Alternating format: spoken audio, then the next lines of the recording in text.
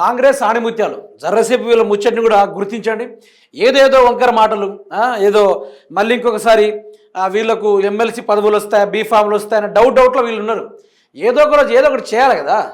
ఈరోజు తెలంగాణ తీసుకొచ్చిన కేసీఆర్ని నానా రకాలుగా మాట్లాడుతూ ఉన్నారు. మరి కేసీఆర్ గారు జస్ట్ సిట్ అనే విచారణ పేరు పెడితేనే గువ్వలు మొత్తం రాలిపోయేటట్టుగా ఆనాడు ఉద్యమాలు చేశారు.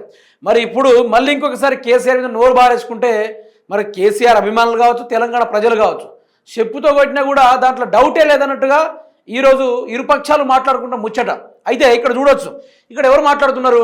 ఇద్దరు, మల్లు రవి గారు, తర్వాత అద్దంకి దయాకర్ గారు. కాంగ్రెస్ ఆణిముత్యాలు. కేసీఆర్ తెలంగాణ వ్యతిరేకి, తెలంగాణ రాష్ట్రం రాకుండా కేసీఆర్ తీవ్రంగా ప్రయత్నాలు చేసిండు. నేను తెలంగాణ ఉద్యమకారుణ్ణి. కాంగ్రెస్ నేత ఎమ్మెల్సీ అద్దంకి దయాకర్. మీ చరిత్ర తెలియదు అద్దంకి దయాకర్. ఈరోజు నేను ఉద్యమకారునంటే గతంలో సమైక్యాంధ్ర పాలన కాళ్ళ దగ్గర ఉండి తెలంగాణ మీద ఉక్కుపాదం మోపిన మీరు ఈరోజు తెలంగాణ రాష్ట్ర ఉద్యమకారులట. అయితే నమ్మాలి జనాలు నమ్మాలి. ఇంకోటి ఏమంటుండు? కేసీఆర్ తెలంగాణ వ్యతిరేకి అంటుండు. ఇదే మాట బీఆర్ఎస్ పార్టీ వాళ్ళు విన్నారనుకో, ఇదే మాట బీఆర్ఎస్ పార్టీ వాళ్ళు పర్సనల్గా తీసుకున్నారు అనుకో, నీ పరిస్థితి ఏం కావాలి, నువ్వు మాట్లాడిన నాలుక ఏం కావాలో ఒకసారి నువ్వే యాద్ చేసుకో. అద్దంకి దయాకర్ గారు ఈరోజు ఎమ్మెల్సీగా ఉండి మీతోటి ఒరిగింది ఏది కూడా లేదు.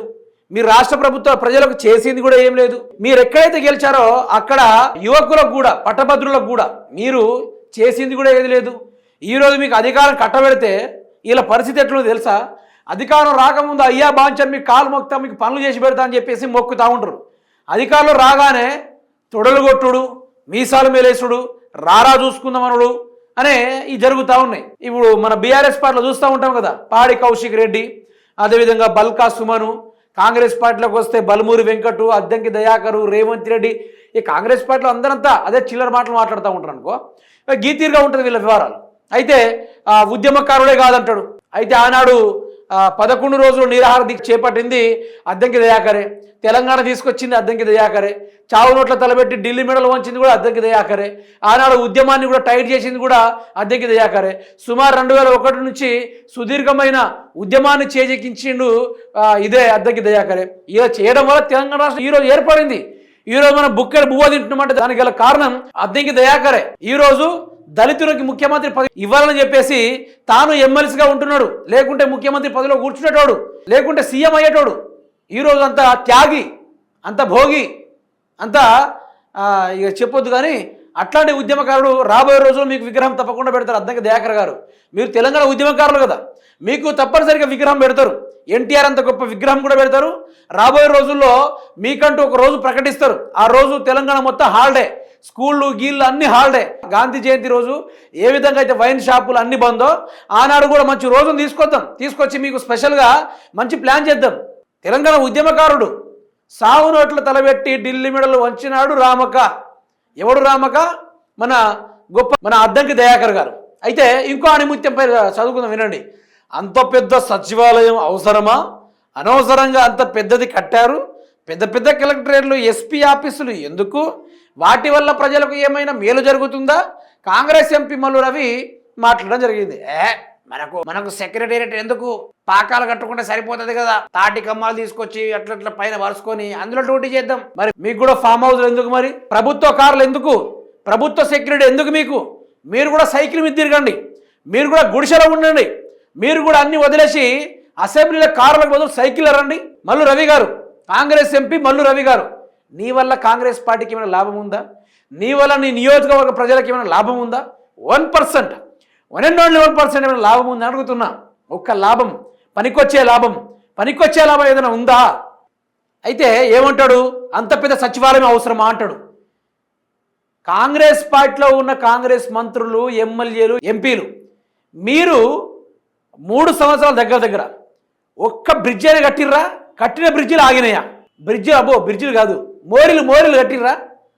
మీ ముఖాలకు ఒక మోరీలను కట్టుకోగలిగిర్రా? కాదు. సచివాలయం గురించి మాట్లాడే స్థాయి ఇది. మల్లు రవి అనే వ్యక్తి ఈ మధ్యలో సోషల్ మీడియాలో కావడం లేదు. ఏదో కేసీఆర్ కట్టిన విషయాల మీద మాట్లాడితే ఫేమస్ అయిదాం. కాంగ్రెస్ పార్టీలో ఉన్న వాళ్ళందరూ ఒకరి ముఖం ఒక జనాలకు కూడా తెలియదు. ఇప్పటిదాకా ఒక్కొక్కరి ముఖం జనాలకు కూడా తెలియదు. రేవంత్ రెడ్డి అనేటువంటి తెలంగాణ రాష్ట్రంలో ఓటుకు నోటు కేసులో దొరికిన గొప్పోడుగా తెలుసు.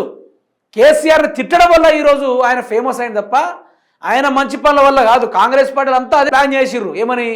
కేసీఆర్ని తిడితే మనం ఫేమస్ అయిపోతాం, కేసీఆర్ని తిడితే మనం ఫేమస్ అయిపోతాం. గిది వాళ్ళు బాగా పట్టుకున్నారు, అబ్బా ఫుల్గా పట్టుకున్నారు.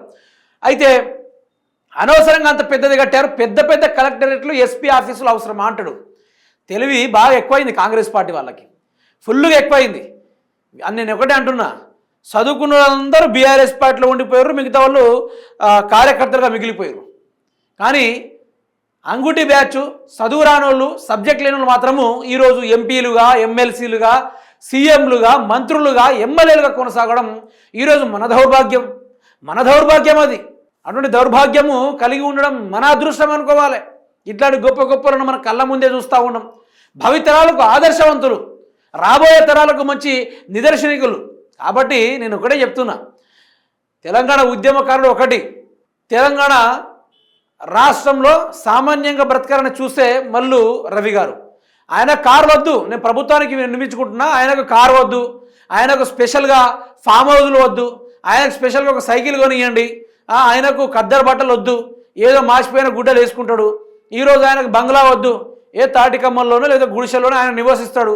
ఒక ఆదర్శ జూనియర్ 1 గాంధీ, జూనియర్ 2 గాంధీ వీళ్ళిద్దరు. అందుకని తెలంగాణ ఆణిముత్యాలంటారు వీళ్ళనే.